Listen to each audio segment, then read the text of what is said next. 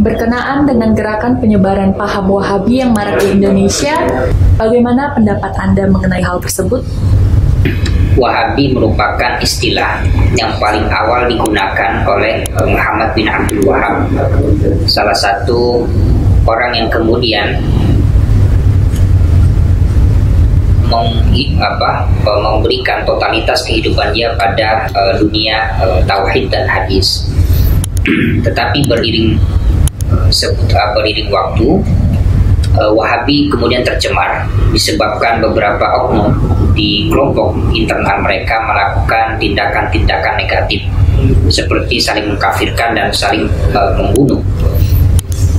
Karena faktor itulah kemudian istilah Salafi menjadi rebranding daripada Wahabi itu sendiri. Artinya Salafi dan Wahabi adalah satu kelompok, tetapi hanya berbeda dengan penyebutan saja. Di lain itu ada istilah lain selain Wahabi dan juga Salafi. Ya, ada juga namanya ahlul athar, itu orang-orang yang mencintai jejak-jejak para sahabat, jejak-jejak para tabiin dan tabiin. Nah, untuk itu Salafi Wahabi, khususnya para akademisi di Indonesia kerap menggabungkan keduanya, yaitu Salafi Wahabi. Nah, Salafi Wahabi ini adalah sebuah gerakan, yaitu pemurnian. Mereka menganggap dirinya murni, tetapi sebenarnya tidak murni juga. Karena apa?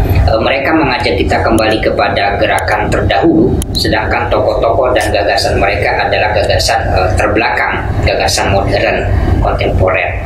Nah, mereka ini juga terpecah belah menjadi 3 faksi, 3 varian. Ada namanya Salafi Hijazi. Salafi Hijazi ini adalah kelompok di internal Salafi Wahabi yang hanya berbicara tentang pemurnian akidah.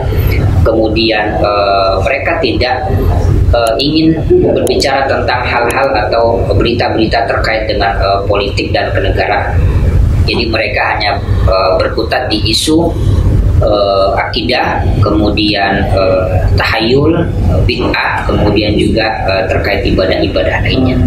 Yang kedua Salafi Haroki. Nah, di samping dia memurnikan akidah dan juga ibadah, dia juga berbicara tentang politik, namanya juga haroki. Haroki itu adalah pergerakan, dia gerak maju kadang gerak mundur. Nah, makanya kelompok ini disebut dengan kelompok haroki. Dan yang ketiga ada namanya Salafi Jihadi. Nah, Salafi Jihadi ini tidak saja mengajukan tema terkait pemurnian akidah, kemudian ibadah dan juga politik.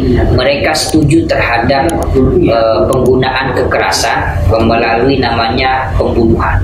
Jadi tiganya ini adalah lahir dari satu kelompok tetapi memiliki gerak yang berbeda-beda, tetapi mereka memiliki satu kesamaan yang namanya manhaj takfiri. Tidak menerima kesalahan pada diri mereka sendiri dan tidak menerima kebenaran pada diri orang lain. Apakah memang Wahabi itu menjadi ideologi yang banyak mengikuti di Indonesia, dan apa bedanya dengan Salafi Wahabi takfiri? Di Indonesia ini utamanya kalau kita berbicara sejarah secara ringkas, mulai marak ketika misalnya salah satu kampus ya namanya Lipia itu ada di Indonesia.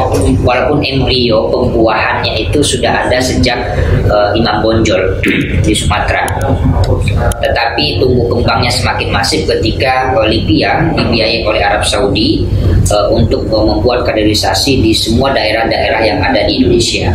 Nah, dan mereka yang masuk ke kampus itu adalah yang saya sebutkan di awal dengan Salafi Hijazi. Mereka hanya berbicara di tataran akidah. Nah, apa yang saya sebut dengan mereka merasuki ke semua lini termasuk di internal pemerintahan adalah bahwa mereka ini berpenampilan seakan-akan sangat nasionalis, sangat Pancasilais, tetapi mereka memiliki embrio yang jarang orang tahu yang disebut dengan manhaj takfiri. Manhaj takfiri itu adalah mudah mengkafirkan orang lain yang berbeda dengan kelompoknya atau pemahamannya. Dan kita yang tidak belajar kepada tokoh dia, dan kita yang tidak belajar di circle atau halakoh pengajian mereka, kita belum dianggap adalah orang yang belajar Islam secara keseluruhan atau secara totalitas.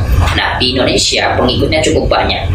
ya, termasuk di jajaran atau di semua lini, termasuk pendidikan, ya, ekonomi, politik, mereka merasuk itu semua. Karena apa? Di satu sisi mereka memiliki bekal yang namanya duit, dan gerakan transnasional ini dibiayai oleh luar negeri.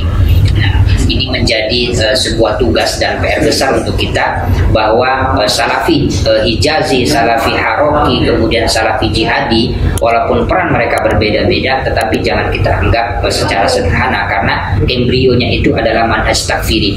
Yang berbeda dengan kita, mereka mampu atau memiliki jiwa untuk memangkas atau membunuh kita sampai pada tahap itu. Apa yang harus dilakukan oleh kita semua untuk menghadapi ancaman Wahabi? Yang perlu kita lakukan dalam upaya meminimalisir atau menghilangkan gerakan Wahabi adalah pemerintah harus melakukan tindakan tegas. Di semua kementerian, di semua lini dan institusi pemerintahan, tidak boleh ada namanya orang yang berafiliasi dengan kelompok Salafi dan Wahabi. Dan ini sudah dilakukan di negara-negara di luar negeri, tinggal Indonesia saja. Nah, walaupun kita tidak lebih dulu, tetapi jangan sampai kita terlambat, sebagaimana Hizbut Tahrir Indonesia. Jangan sampai kita tidak melakukannya sama sekali. Dan salah satu harapan saya adalah pemerintah harus tegas, khususnya di internal kepemerintahan dulu. Siapapun yang berafiliasi dengan Salafi Wahabi harus dikeluarkan, artinya kita harus bersih-bersih. Salafi Wahabi ini khususnya di Indonesia adalah sebuah gerakan dakwah yang mereka bisa berjubah putih, tetapi orang kerap terkelabui, karena kita itu kerap melihat orang dari sisi luarnya saja. Sedangkan kalau kita menelusuri inti dari pemikiran Wahabi itu adalah manhaj takfirinya. Manhaj takfiri ini adalah salah satu pelajaran atau doktrin yang diajarkan di semua varian-varian dari kelompok Salafi Wahabi, baik Salafi Hijazi, kemudian Salafi Haroki, kemudian Salafi Jihadi. Nah, semua teroris yang ada di Indonesia, apapun kelompok dan jenis dan namanya, mereka semuanya lahir dari ibu yang namanya Salafi Jihadi itu. Nah, Salafi Jihadi ini adalah salah satu varian daripada kelompok Salafi Wahabi yang ada di luar negeri. Dan di Indonesia, jangan kita anggap remeh, karena mereka di awal-awal mereka hanya melakukan pengkaderisasian, mengajak orang untuk sholat, untuk tahajud, untuk meningkatkan dunia pendidikan. Ini mungkin terkesan cukup baik, dan banyak orang terhipnotis oleh model-model dan strategi seperti ini. Tetapi ketika kita sudah masuk ke dalamnya, maka wajah-wajah sejatinya. Jadi kalau kita ingin melihat wajah asli daripada Salafi Wahabi, yaitu adalah ISIS itu sendiri.